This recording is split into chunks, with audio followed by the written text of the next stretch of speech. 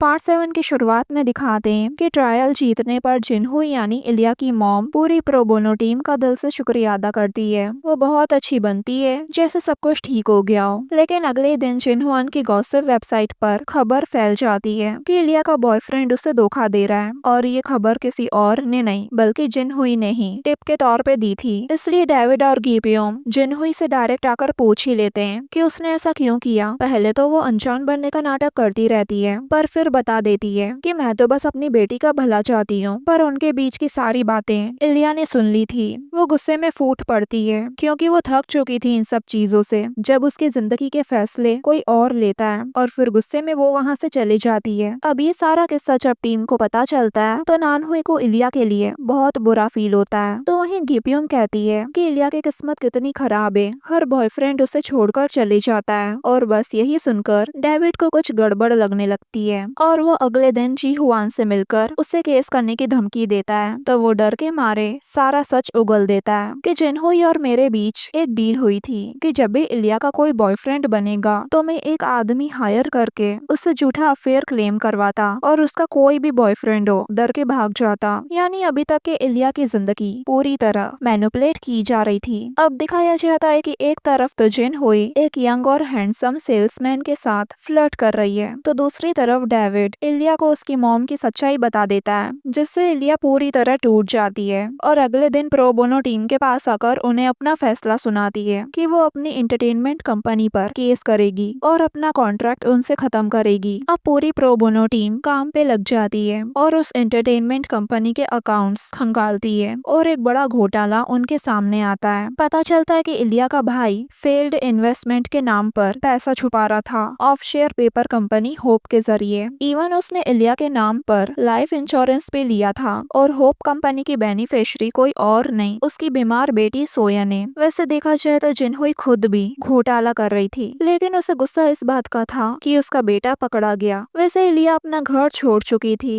इसलिए वो गिपियोम के साथ रह रही होती है जिससे उन दोनों की बॉन्डिंग बहुत अच्छी हो जाती है। इलिया गिपियोम के पेरेंट्स की कैफे में हेल्प भी करती है। योंगसेल स्पेशली जी है जो उसकी क्लाइंट है उसे इलिया से मिलवाने लाता है क्योंकि वो उसकी बहुत बड़ी फैन है। इलिया अपनी फैन से मिलकर काफी खुश होती है और उसे कुछ गिफ्ट्स वगैरह भी देती है। लेकिन जब उसे पता चलता है कि जीहुई के अंकल उसे अब्यूज करते हैं तो वो खुद को जी हाय में देखने लगती है। अब अगले दिन डेविड इलिया के भाई पर केस करने का फैसला करता है लेकिन जिनहुई उसका सारा ब्लेम खुद पे ले लेती है। वो इसलिए क्योंकि फैमिली क्राइम एग्जम्पशन लॉ के हिसाब से बच्चा अपने माँ बाप पर केस नहीं कर सकता और ये सब प्लानिंग म्योंगयून की थी। अब अगले सीन में दिखाते हैं कि डॉक्टर रो डेविड पर दबाव डालता है कि अगर तुम अपने ही क्लाइंट पर केस करोगे तो शर्त हार जाओगे। दरअसल डॉक्टर रो चाहता है कि केस ड्रॉप हो लेकिन जंगिन इसके अगेंस्ट होती है तो वो उसे नीचा दिखाने लगता है। अब जब डेविड डॉक्टर रो के साथ हुई बातचीत को अपनी टीम को बताता है तो जूनियर डर जाता है और कहता है अगर मुझे निकाला गया तो मेरा करियर खत्म हो जाएगा। इलिया का केस कोई पब्लिक इंटरेस्ट नहीं है। डेविड भी मानता है कि ये केस जितना जरूरी है उतना उनका करियर भी। अगले सीन में दिखाते हैं कि योंगसक सबको बताता है कि जी हाय का केस डिसमिस हो गया है जबकि उसके अंकल ने उसका पेंशन चुराया और उसे मारा भी। इस वजह से वो काफी दुखी होता है और पूरी प्रो बोनो टीम शॉक हो जाती है। फिर योंगसक अपनी साइड की स्टोरी बताता है कि उसके डैड भी उसे मारा करते थे इसलिए वो बचपन में ही घर छोड़कर भाग गया। दरअसल जी हाय को भी फैमिली क्राइम एग्जम्पशन लॉ की वजह से न्याय नहीं मिला था। अब योंगसक की कहानी सुन और जी हाय को इंसाफ न मिलते देख इलिया एक बड़ा फैसला लेती है और कहती है मैं एग्जाम्पल बनूंगी, अगर कानून बदलेगा तो जी हाय जैसे बच्चों को इंसाफ मिलेगा।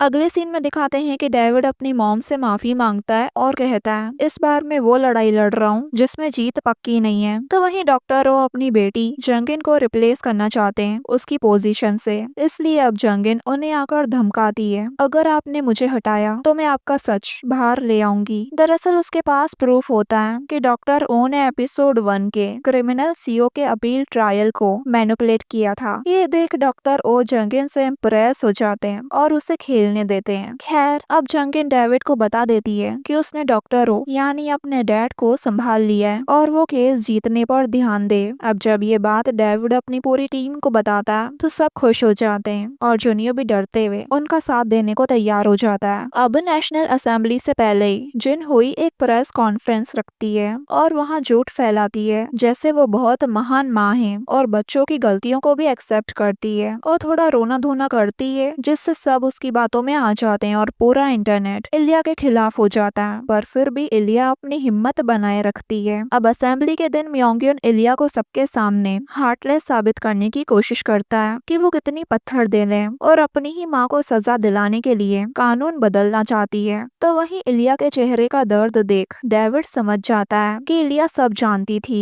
लेकिन माँ के प्यार के लिए चुप रही और डेविड की ये बात कहते ही इलिया रो पड़ती है। तो वहीं जिन हुई शॉक में होती है। तभी वहाँ सबूत के तौर पे डेविड मिन्हा को बुलाता है। ये वही सेल्समैन है जो वीआईपी कस्टमर्स को अटेंड करता है और शॉपिंग के टाइम जिनहुई इसी से तो फ्लर्ट कर रही थी लेकिन अब वो जिनहुई का लवर होता है। लेकिन जिनहुई ये बात मानने से ही इनकार कर देती है और इवन ये तक कह देती है कि मैं तो इसे जानती भी नहीं, ये कौन है, कहाँ से पकड़ के लाए हो इसे। लेकिन उसका झूठ भी जल्दी ही पकड़ा जाता है जब डेविड कोर्ट में ये साबित कर देता है कि जिनहुई ने उसको एक अपार्टमेंट खरीद कर दिया है, वो भी इलिया के पैसों से, ताकि वो जब चाहे उसके साथ मजे कर सके। और इवन जिनहुई ने मिन्हा को कंपनी का ब्लैक कार्ड भी दे रखा है। मिन्हा भी डर के मारे सब कुछ एक्सेप्ट कर लेता है और सारा सच बता देता है। तो वहीं जिनहुई पूरे कोर्ट में एम्बेरस हो जाती है और किसी को मुंह दिखाने लायक ही नहीं रहती। तभी वहाँ जीहा और बाकी फैंस जो कि लॉ के विक्टिम्स हैं वो भी सपोर्ट करने आ जाते हैं इलिया को। फिर इलिया कहती है मैं माँ के प्यार के लिए थैंकफुल हूँ लेकिन मैं उनकी एटीएम मशीन नहीं बनना चाहती। ये कानून सिर्फ मेरे लिए नहीं मेरे फैंस के लिए भी है जो अपनों का ही शिकार हुए हैं। फिर लास्ट में डेविड कहता है कानून को समय के साथ बदलना होगा, घर के अंदर भी कानून लागू होना चाहिए। वैसे अभी फैसला नहीं सुनाया जाता पर यह सेशन अच्छे से खत्म होता है। बाहर आते ही म्योंगयन तो जिनहुई पर गुस्सा करता है कि उसने उसे लवर वाली बात क्यों नहीं बताई होती तो पहले से ही वो प्रिपेयर रहता, इसलिए वो भी जिनहुई को छोड़ के चले जाता है। तो उनका ये सीन देख डेविड कहता है हार भी बदलाव की सीढ़ी हो सकती है। तो ये सुनकर उसकी टीम इमोशनल हो ही रही होती है। तो वहीं अगले पर डेविड अपने रूप में आ जाता है तो टीम मजाक में कहती है कि उन्हें उसका कॉकी वर्जन ही ज्यादा पसंद है। अब पूरे 1 महीने बाद कॉन्स्टिट्यूशनल कोर्ट का फैसला आता है कि फैमिली क्राइम एग्जम्पशन लॉ हटाया जाता है जिससे इलिया को न्याय मिलता है और जिनहुई को पुलिस पकड़ के वहाँ से ले जाती है। लेकिन फिर अगले ही पल दिखाते हैं कि जेब्योम गिब्यम से मिलने आता है, वही जिसने डेविड को रिश्वत के केस में फंसाया। जेब्यम उससे कहता है डेविड ने जज की पावर मिसयूज की और मेरे डैड को मरवा दिया। और इसी मोमेंट पर ये पार्ट पूरा होता है गाइस।